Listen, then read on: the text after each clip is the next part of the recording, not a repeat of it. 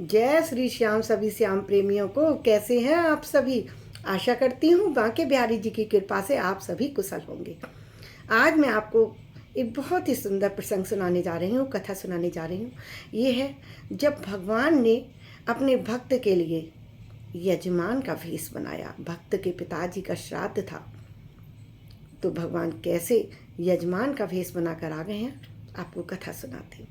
एक बार नरसिंह जी का बड़ा भाई बंसीधर नरसिंह जी के घर आया। पिताजी का वार्षिक श्राद्ध करना था। बंसीधर ने नरसिंह से कहा, कल पिताजी का वार्षिक श्राद्ध है, बहू को लेकर मेरे यहाँ आ जाना। काम काज में हाथ बटाओगे तो तुम्हारी भाभी को भी आराम मिलेगा। नरसिंह ने कहा, पूजा पाठ करके ही आ सकूंगा। इतना सुनना था कि बंसीधर गुस्सा हो गया और कहा, जिंदगी भर यही सब करते रहना, जिससे गृहस्थी वृक्षा से चलती है ना तुम्हारी, जिसकी सहायता मुझे ज़रूरत नहीं है। ठीक है, मत आना। तुम पिताजी का श्राद्ध अपने घर अपने हिसाब से कर लेना। ऐसा बोल के बंसीधर चला गया। नरसिंह ने कहा, नाराज़ क्यों होते हो भैया? मेरे पास जो कुछ भी है मैं उसी से श्राद्ध कर लूँगा। अगर तुम्हें ऐसा ही है कि मैं अपने यहाँ करूँ तो ठीक है, कर लूँगा।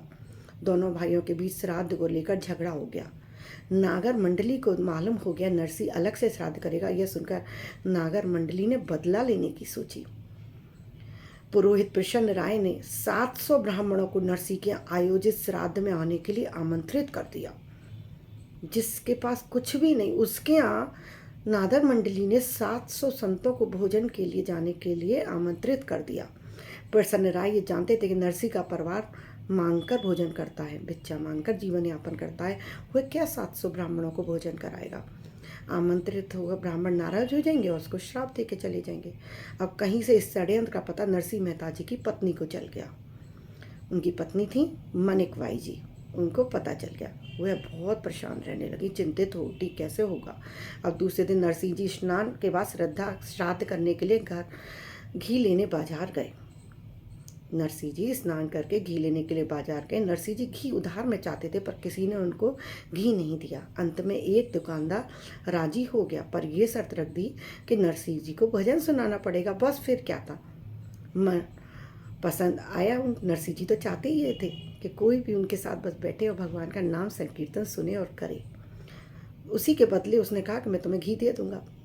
अब तो आनंद ही आनंद हो गया।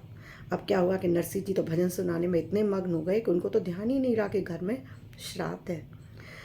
ये घटना सभी के सामने हुई है। आज भी कई जगह ऐसी घटनाएं प्रभु करते ही रहते हैं, चमत्कार दिखाते ही रहते हैं। मैंने भी आपको अपने जीवन के चमत्कार एक सुनाया था, और भी बहुत सारे सुनाऊंगी। भगवान जब चमत्कार दिखाते हैं ना, तो कैसा एहसास होता है। ऐसे ऐसे लोग हैं इस पावन धरा पर जिन्होंने इस एहसास को महसूस किया है। उनके जीवन में भगवान ने जब चमत्कार किए और वो क्या एहसास होता है, मैं आपको बता भी नहीं सकती शब्दों में। तो आइए कथा आगे बढ़ाती हूँ। अब नरसिंह मेहता जी गाते हुए इधर नरसिंह के रूप में भजन गा रहे हैं। भगवान कृष्ण वहाँ नरसिंह के रूप में पहुँच गए और श्राद्ध कराते रहे। खाने का पूरा इंतजाम, भोजन की पूरी व्यवस्था भगवान ने संभाल ली है, क्योंकि नरसिंह भगवान बन के गए हैं कृष्ण भगवान। कैसे कमी आ जाती, 700 क्या 7000 भी होते तो भगवान तो उनको सबको खिला देते। नरसिंह जी भजन गा रहे हैं और वहाँ श्राद्ध कृष्ण भगवान नरसिंह जी के भेष में करवा रहे हैं। जय हो वाह प्रभु, क्या माया है तुम्हारी अद्भुत। भक्त की सम्मान की रक्षा के लिए स्वयं भक्त का ही वेश धर के आ गए। आप मान भले टल जाए, अपना मान भले टल जाए, भक्त का मान न टलते देखा। प्रबल प्रेम के पाले पड़कर प्रभु को नियम बदलते देखा। अपना मान भले ही बदल जाए, टल जाए, बदल जाए, कोई भगवान का अपमान करे, भगवान को प्रिय है, कुछ परेशानी नहीं, कोई कभी गुस्सा नहीं होते। लेकिन उनके भक्त का अपमान यदि हो तो उनको मैं ये बिल्कुल भी संभव नहीं है, भगवान को बिल्कुल अच्छा नहीं लगता। तो महाराज 700 ब्राह्मणों ने छक कर भोजन किया है। दक्षिणाओं में एक एक सोने की असरवी भी दी है। 700 ब्राह्मण आए तो थे नरसिंह का अपमान करने, और बदले में इतना स्वादिष्ट भोजन करके और सर्फी को दक्षिणा में लेकर वाह प्रभु धन्य कहते हुए गए हैं। इधर दिन ढले घी लेकर नरसिंह जी जब घर आए तो देखा कि मानिक बाई जी भोजन कर रही हैं।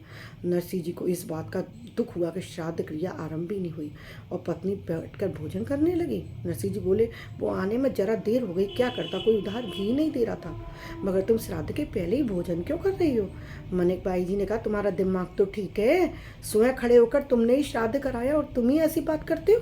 हम बताओ, तुमने ही तो कराया था ना श्राद्ध, फिर तुम ही ऐसी बातें कैसे करते हो कि ना पहले ही भोजन कर रहे हो। सबको 700 ब्राह्मणों का भोजन कराने के बाद ही तो मैं भोजन कर रही हूँ। सब विदा हो गए, तुमने भी खाना खा लिया। ये बात सुनते ही नरसिंह जी समझ आ गए कि उसके इष्ट स्वयं यहाँ पधारे थे। उन्होंने मेरा मान रखा, गरीब के मान को, भक्त की लाज को परम प्रेमी इस करुणा में भगवान ने बचा लिया है। मन भर गाते रहे कृष्ण कृष्ण कृष्ण।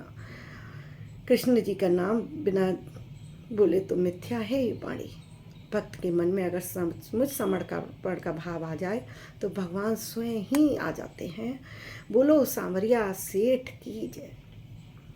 भगत की बस में है भगवान, भगत के बस में है भगवान, भगत के बस में है भगवान। कैसी लगी आपको ये कहानी?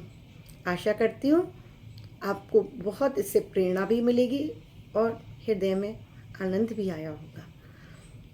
आपको मेरी कथा कहानियाँ, पूजा विधि सब अच्छा लग रहा हो तो कृपया मेरे चैनल पर बने रहिएगा और मेरे चैनल को लाइक और सब्सक्राइब करना मत भूलिएगा। अभी के लिए विदा लेती हूँ। राधे राधे।